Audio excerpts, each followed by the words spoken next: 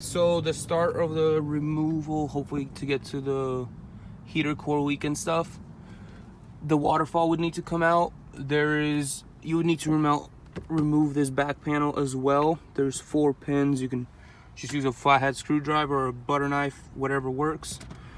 Also, the glove box and this little piece right here, you can just pry it out as well. There's, I believe, 3 holding things here, here, and here. And for the glove box, there's 3 screws, 1, 2, 3, Torx 25. Pretty much everything is Torx, including that right there. Let me try. Yeah, that one right there as well. 1, 2. Sorry for the horizontal, and then 1, 2 as well. You would take out the glove box, unscrew the inside portion. Take them all out. There's 4 connectors out there. You would need to disconnect. There's 2 on this side and then 1 on top of the glove box as well. I would recommend removing the fuse box as well. It's kind of started to remove the mesh on top of it, but all the fuses unclip and it kind of just pops out since there is no screws holding it. Otherwise, I'll probably be removing this metal piece. I haven't got to that yet, but it's a start and I'll keep update. So the screws with washers go in the bottom 2 slots. Yeah, like those. And the top 2 slots, like these ones. So one thing I forgot to mention actually when making the original video is the side image or the still image that I placed. It's actually the air vent. It has a small plastic kind of clip where you can just unclip it, and then at that point you'll be able to remove the vent that goes to the car side and the car door heating as well as heated windows. If you remove that in the image, just point and kind of use like a screwdriver, like a butter knife or something, should work fine. And here are the clips mentioned. Let me get a good light view on this. So 1, this one goes to the top one. Look. Very hard to do this with one hand. Okay, yeah. So this top one, red, goes to this blue one, top right here. And this bottom one, red, sideways. It's pretty much yellow marking on it. Goes into the far one right over here. There's another one. I don't know if you can see it, but yeah, there you go, right there. And then on the top, there's another one, which is this goes into this top one, and they attach on this one right here by pressing down with the screwdriver, that little thingy on the end sticking out. All right, so now we're on the interior portion of removing the last bit of the glove box. There's 2 screws, T-Torx hook here, and then there's one right there. As well as I recommend if you don't want to bend thing, it's recommended to remove this piece as well. It's pretty easy, just 1 Torx right here, and then you just pull it out and it comes out. Shouldn't be too hard. So the screws in this area are all without a cap as well, or without a washer. All right, next up is, in this case, sorry for the way I'm trying to do this at 9 p.m. or whatever. So, sorry. Okay.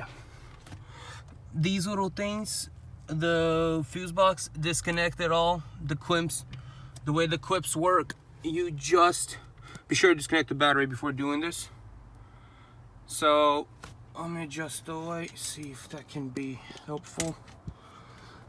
Okay.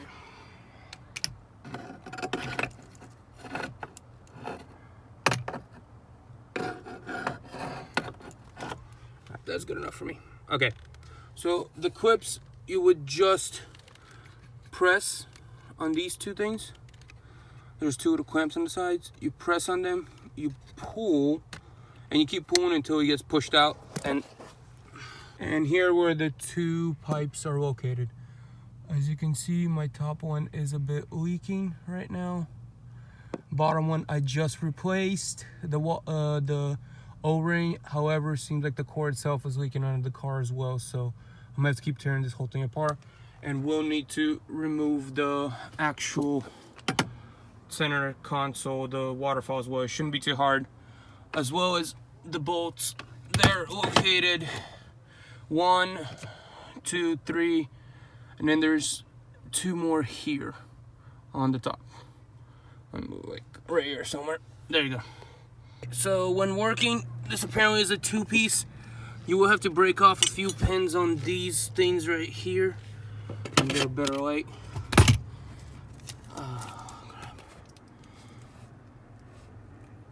Yeah, so on these things right here, you have to, that one is, these 2 are manageable. I managed to only get one, but snap the other one off, it'll show on fine. And then this attaches right on top of this one like this. So for convenience, also good recommendation to remove these bolts right here. These are 8s right here. These ones, those are 8 size. Helps remove these metal things. The one with the rust is the right one. Without the rust over here is the left one. So this is left, this is right. So these longer hex 25 go in here.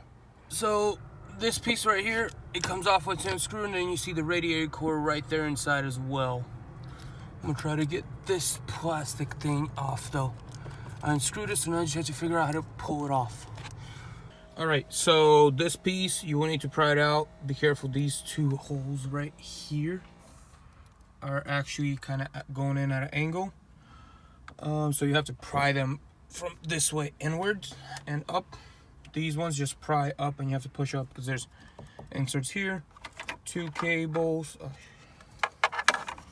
right here, and then the CD console gets pushed out. This part here, there's 4 Torx 25 total right there, and there and there. There will be 2 screws here, 2 here, and then 2 under the Velcro here. Take them out, then you remove it, lifting the center console up and forward and diagonal to that angle, so the action will go like this. Part when removing the whole center console was this right here. The way it would work, actually, I ended up breaking one of the little hoods off actually. So when this piece is in like this, over, so it would be over this thing like this.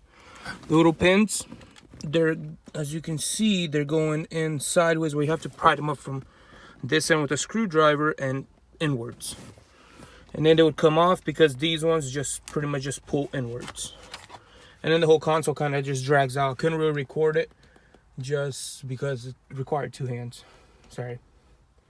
Also recommend taking the shifter off as well. Makes it easier. Just don't do what I did. Start the, try to mess with the car because you lower the seats as well. So you have to turn the car on, and so I'm pretty sure I'm gonna have check engine codes. I'm gonna have to nash out with the video now.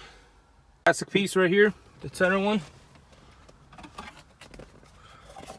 goes in like this, connects. You just with force pull it out, and that's it. And now there is total of, seems like, let me focus this, 1, 2, 3, I think there screws, and a couple on this side that I already removed. Right there, there. These screws right here, these ones, let me shine some light on them, there and there. These ones are actually T20 bits, so, or Torx 20, not 25 like everywhere else. Stupid focus. There you go. Sorry. Of this area is actually pretty, has too many screws, honestly. So what we have here, we have 2 of these, then we have 2 under here, 1, and then they have another one right here, then also 1 and 2 here. And these are all, seems like the thick one is actually from a little piece up there, actually. It goes in there. And the thin ones, let me get her in focus, yeah. The thin ones, these ones, they're all T20. They're actually everywhere else. Also, there's a 10 millimeter all the way up here. I want to see if I can get it. Let me see it. Yeah, see right there. And then there's another one all the way up in there that would need to be getting rid of, and that's just the left side. I recommend actually taking this piece out, this whole metal piece, just like on that side. Probably would remove this T30, T25, Torx 25, Torx 20, as well as these ones, which I think are 15s or 17s, one of the two. There's right there, 1, 2, and then there's 2 more below this area carpet. These ones are actually 10s, not 17 or 15 like I thought. So you definitely need something like an extension to reach for the one up there in the top, which is located right there, right over there. So a note to those who doing this in the future: do not be too aggressive with this, otherwise you end up snapping it and rushing the job. So as you can see, I snapped this piece off. Good thing it's hold on by the bolt, so probably either super glue or something like this, but it's supposed to be as a single piece, but as you can see, it pretty much ripped it all off, that piece completely. So stupid me. Yeah, it's supposed to be like this though.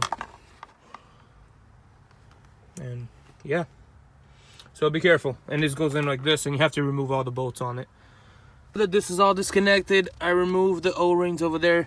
This piece just comes out like this. It comes out and then it gets pulled out, so I'm gonna have to shut the camera off in order to do so with 2 hands. And at that point, same thing. You pull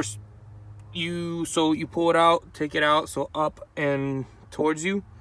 Same putting it in. First you put the pipes in, the 2 pipes like this into there, and then at that point you kind of wiggle it, and you have to wiggle it, otherwise it won't fit. Good luck. And reassembly would just be everything in reverse. So the heater, the O-rings, the plastic shrouds, 2 metal pieces on each side, and everything else, including the metal, the center console, the water flow, and everything else at that point.